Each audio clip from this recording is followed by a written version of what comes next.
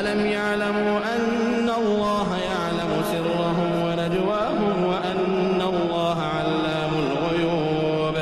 الذين يلمزون المطوعين من المؤمنين في الصدقات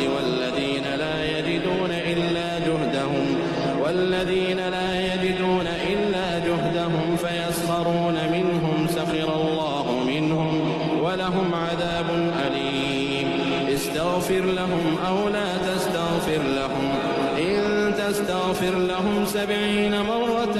فلن يغفر الله